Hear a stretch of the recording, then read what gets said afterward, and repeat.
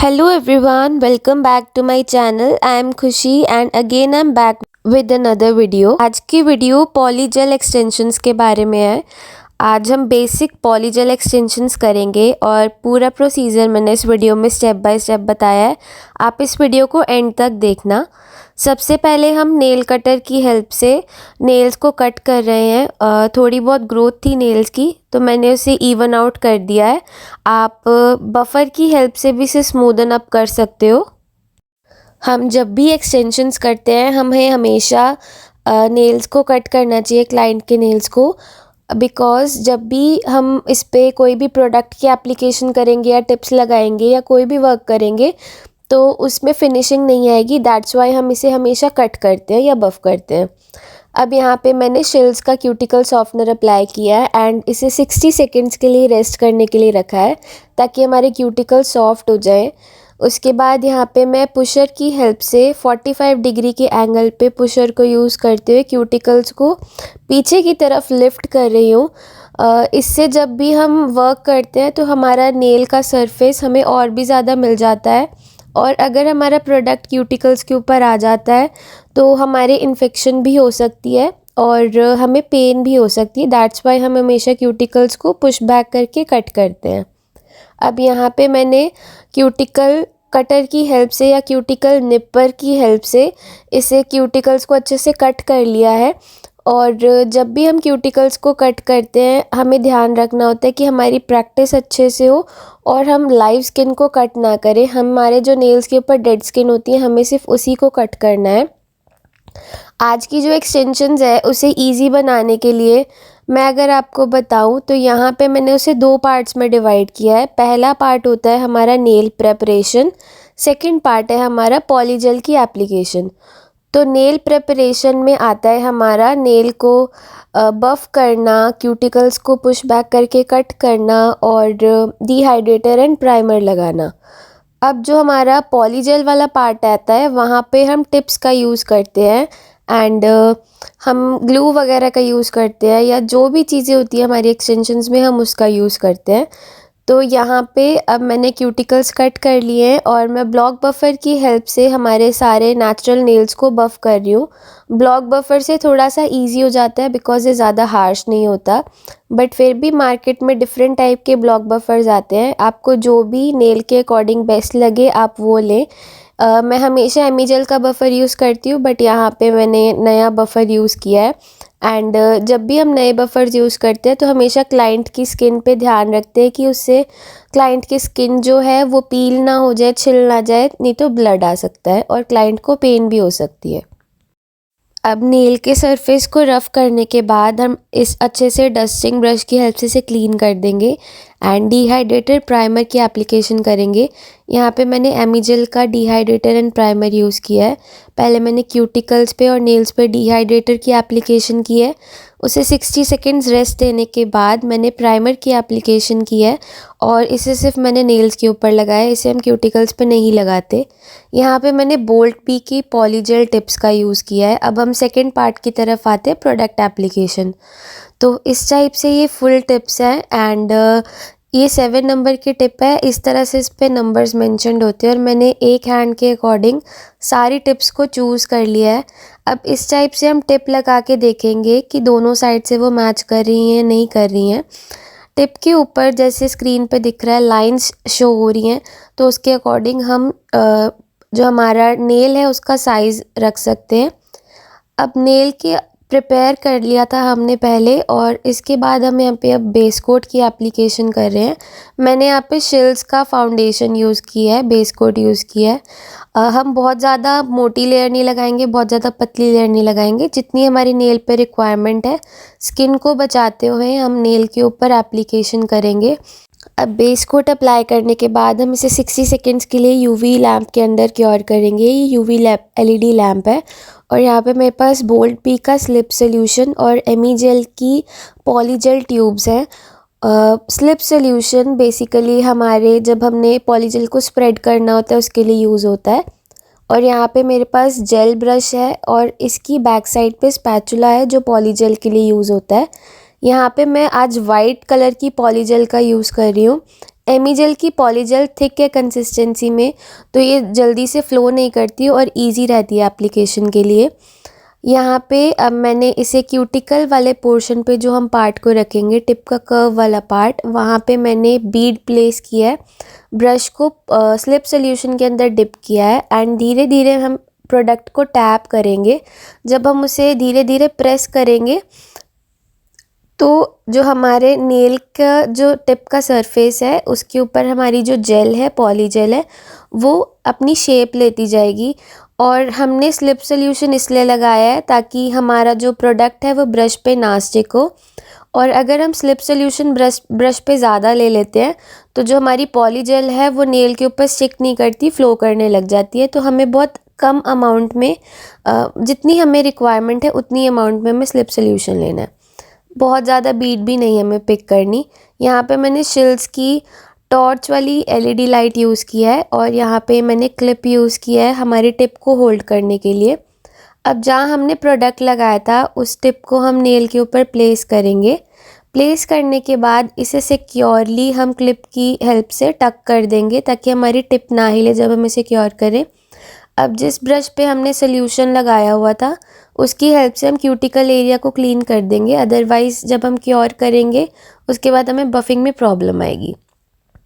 Nail को हमने upside down turn कर दिया है। अगर हमारी स्किन पे कोई प्रोडक्ट होता है तो हम इसे ब्रश की हेल्प से स्मूथ आउट कर देते हैं, अदरवाइज़ हमें बाद में बफिंग में प्रॉब्लम आती है। अब मैंने यहाँ पर टॉर्च की हेल्प से इसे क्योर कर दिया है। इस टॉर्च से 60 सेकेंड्स के लिए लाइट ऑन रहती है एंड जब तक हम इसे यूवी लैंप तक लेके जाते उससे पहले ये टॉर्च क्या करेगी, हमारे नेल को सिक्योरली क्योर कर देगी।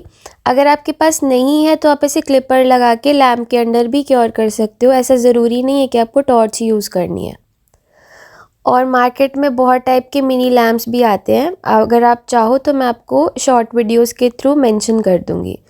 यहाँ पे अब मैंने दोबारा मिडिल फिंगर के लिए सेम टेक्निक यूज़ करके जेल की एप्लीकेशन की है। और आप कोई भी ब्रांड की पॉलीजेल ले सकते हो, बस आप ध्यान रखो कि पॉलीजेल जो है वो ज़्यादा फ़्लो ना करती हो, जिस टाइप से कंसिस्टेंसी स्क्रीन पे मेंशन्ड है उस टाइप की हो ताकि हमें वर्क करने में ईजी रहे।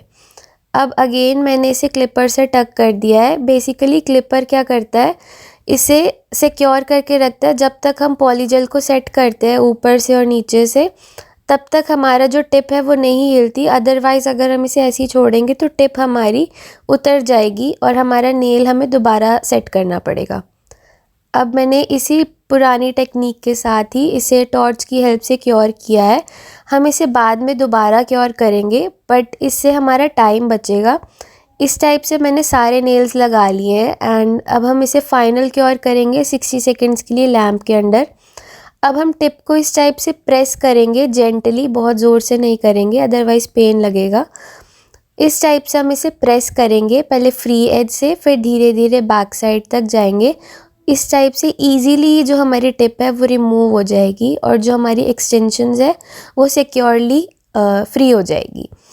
अब हमने एक्सटेंशंस कर ली है बट इसकी शेप अनइवन है और इसको थोड़ी सी बफिंग की रिक्वायरमेंट है। जो इसका ऊपर का सरफेस होता है उस पर बफिंग की इतनी नीड नहीं होती, बट हम बफ़ इसलिए करते हैं अगर हमें नेल पेंट की एप्लीकेशन करनी हो या टॉप कोट करना हो तो इसे सिक्योर करना ज़रूरी होता है।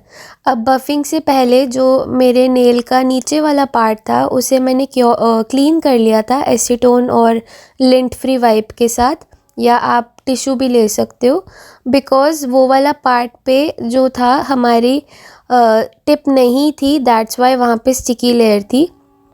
तो वहाँ पे स्टिकीनेस होने की वजह से जो डस्ट है वो जम जाएगा, दैट्स वाई हम इसे क्लीन कर लेंगे।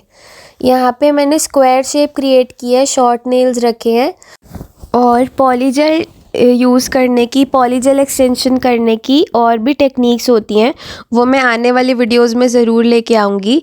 और हम आने वाली वीडियोस में जेल एक्सटेंशंस भी करेंगे, जो भी ट्रेंडिंग टेक्निक है वो हम सभी करेंगे। अगर आपको कुछ और लगता है तो मैं आपको शॉर्ट वीडियोस के थ्रू ज़रूर एक्सप्लेन करूँगी। मैं एक सीरीज़ स्टार्ट कर रही हूँ। आप मुझे कमेंट सेक्शन में बताओ आपके जो भी डाउट है, उससे रिलेटेड मैं शॉर्ट वीडियोस डाला करूँगी, ताकि आपको ज़्यादा वीडियोस को ऑब्ज़र्व भी ना करना पड़े एंड आपको समझ भी आ जाए। आप पूरी वीडियो ना देखो, अगर नहीं देख सकते तो आप शॉर्ट वीडियो के थ्रू उसे देख के समझ सकते हो।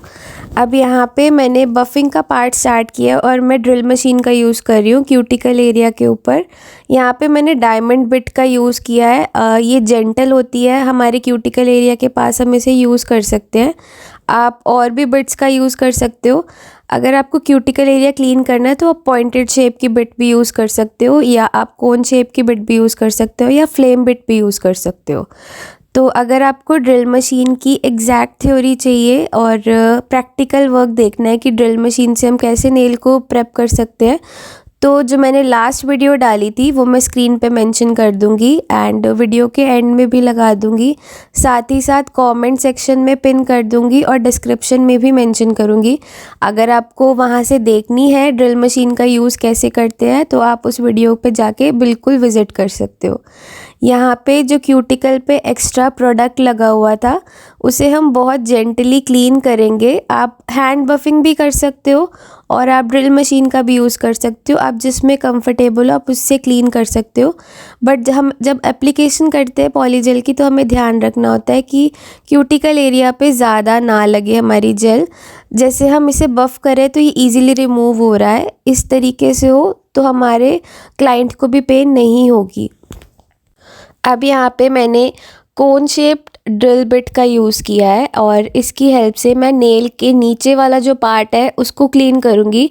वहाँ पे अगर कोई भी एक्स्ट्रा प्रोडक्ट होगा, क्योंकि नीचे से हम ज़्यादा स्मूथ आउट नहीं कर सकते थे, दैट्स वाई हम ड्रिल मशीन का यूज़ करके इसे क्लीन कर सकते हैं। यहाँ पे हैंड बफिंग करना मुश्किल होता है। यहाँ पे हम हैंड बफर नहीं यूज़ कर सकते, ग्रे बफर्स का नहीं या एमरी बोर्ड्स का यूज़ नहीं कर सकते। तो इस पार्ट पे जो थोड़ा बहुत कॉर्नर एरिया होता है, वहाँ पे हम ड्रिल मशीन की हेल्प से इसे स्मूथ आउट कर सकते हैं।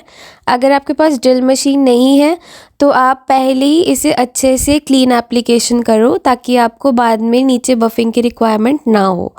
यहाँ पे मैंने कोन शेप बिट का यूज़ किया है। आप अगेन पॉइंटेड बिट या राउंड बिट का यूज़ कर सकते हो, या फ्लेम बिट का यूज़ कर सकते हो। जैसे भी आपके पास बिट्स अवेलेबल हो आप उसका यूज़ कर सकते हो। बट हमें यहाँ पे थोड़ा सा जेंटली वर्क करना होता है, क्योंकि नीचे हमारी स्किन होती है और स्किन पे बिल्कुल भी पील ना हो, अदरवाइज़ ब्लड निकलने के चांसेस होते हैं और क्लाइंट को पेन होती है।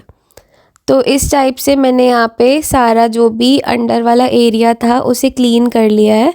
और जब हम लास्ट में टॉप कोट लगाएंगे तो हम नीचे वाले पार्ट पे भी लगाएंगे, क्योंकि यहाँ पे भी हमने बफिंग की है बहुत ज़्यादा। तो हमारा जो नेल है उसकी लुक बहुत ही ज़्यादा क्लीन होनी चाहिए, दैट्स वाई हम यहाँ पे भी टॉप कोट की एप्लीकेशन करेंगे। अब इसके बाद हम हैंड बफिंग वाले पार्ट पे आते हैं। हमारा नेल का जितना भी सरफेस था, जहाँ पे भी अनइवननेस थी, उसे हम क्लीन करेंगे अच्छे से बफ़ करके। और इस पे हम ज़्यादा बफिंग नहीं करेंगे, क्योंकि जो हमारा नेल होता है वो टिप के साथ अटैच नहीं होता। और कुछ लोग कहते हैं कि पॉलीजेल एक्सटेंशंस जल्दी उतर जाते हैं, बट आप अगर टेक्निक ठीक यूज़ करोगे तो आपकी एक्सटेंशंस जल्दी नहीं उतरेंगी। और पॉलीजेल बहुत सारे अलग अलग टेक्निक्स के साथ होता है। यहाँ पे हमने जस्ट बेसिक टेक्निक का यूज़ किया है, और इसके बाद बहुत सारी वीडियोस में हम एडवांस टेक्निक्स पे भी जाएंगे। और अगर आपको पर्सनल क्लासेस लेनी है, कोर्सेज़ करने हैं, तो उसके लिए स्क्रीन पे जो नंबर मेंशन्ड है या मेरी इंस्टाग्राम आईडी है, आप उस पे मुझे मैसेज करके या कॉल करके वहाँ से आप इन्फॉर्मेशन ले सकते हो। और अगर आपको बुकिंग्स करनी है सर्विसेज के लिए, तो भी आप इस नंबर पे कांटेक्ट कर सकते हो। यहाँ पे मैंने एसीटोन और लिंट फ्री टिश्यू की हेल्प से नेल पे जो भी डस्ट थी उसे क्लीन किया है, ऊपर से भी और नेल के नीचे वाले पोर्शन से भी। उसके बाद जो नेल की फिनिशिंग है वो थोड़ी सी अच्छे से शो होने लगी है। आप इसके ऊपर नेल पेंट लगा के भी टॉप कोट कर सकते हो, बट यहाँ पे मैं थोड़ा सा इसे क्रिएटिव लुक दे रही हूँ। तो यहाँ पे मैंने शिल्स की ये माइलार्स एंड ग्लिटर्स वाली जेल नेल पेंट का यूज़ किया है। ये होलोग्राफिक है, मल्टी कलर्ड शो होते हैं और इसे मैंने क्यूटिकल एरिया के पास अप्लाई किया है एंड पॉइंटेड ब्रश की हेल्प से मैं इसे धीरे धीरे डाउनवर्ड्स की तरफ ड्रैग करूँगी ब्रश को, ताकि ये falling effect they. I hope आपको आज की वीडियो हेल्पफुल लगी होगी। अगर आपको अच्छी लगी हो तो प्लीज़ आप वीडियो को लाइक करना, सबके साथ शेयर करना, चैनल को सब्सक्राइब करना और मुझे कमेंट सेक्शन में ज़रूर बताना। मैं आप सबके कमेंट्स को पढ़ती हूँ एंड मैं सभी की वीडियोस, आप लोगों ने जो जो भी मेरे को आइडियाज़ दिए हैं, मैं उन सब टॉपिक्स पे वीडियोज़ लाऊँगी एंड हर संडे वीडियोज़ आएंगी। अब यहाँ पे मैंने नेल आर्ट करने के बाद इसे लैम्प में 60 सेकेंड्स क्योर किया है। अब हम इसे फाइनल टच देंगे, इसे टॉप कोट करके सील कर देंगे, इसे क्योर कर देंगे। यहाँ पे मैंने शिल्स का टॉप कोट यूज़ किया है। पहले मैंने नेल के ऊपर अप्लाई किया है, देन मैंने नेल के नीचे वाले पार्ट पे अप्लाई किया है, ताकि दोनों साइड की फिनिशिंग प्रॉपर रहे, इक्वल रहे। और इसी टाइप से हम सारे नेल्स के ऊपर टॉप कोट की एप्लीकेशन कर देंगे। और एप्लीकेशन करने के बाद हम इसे यूवी लैम्प के अंडर 60 सेकेंड्स के लिए क्योर करेंगे। अगर आपकी लैम्प की वॉट पावर ज़्यादा है तो आप इसे कम टाइम के लिए रख सकते हो। यहाँ पे मैंने कैनी का क्यूटिकल ऑयल यूज़ किया है, जो भी हमारे नेल के अराउंड ड्राइनेस आ गई थी बार बार बफिंग के बाद। इसकी हेल्प से हम उसे सिक्योर कर लेंगे और आप क्लाइंट को भी रिकमेंड कर सकते हो। तो ये हमारे नेल्स की फ़ाइनल लुक है। और आपने वीडियो पूरे एंड तक देखा होगा, तो थैंक्स फॉर वॉचिंग। और आप प्लीज़ मेरे चैनल को जितना भी हो सके शेयर करो और कमेंट सेक्शन में बताओ आपको वीडियो कैसी लगी।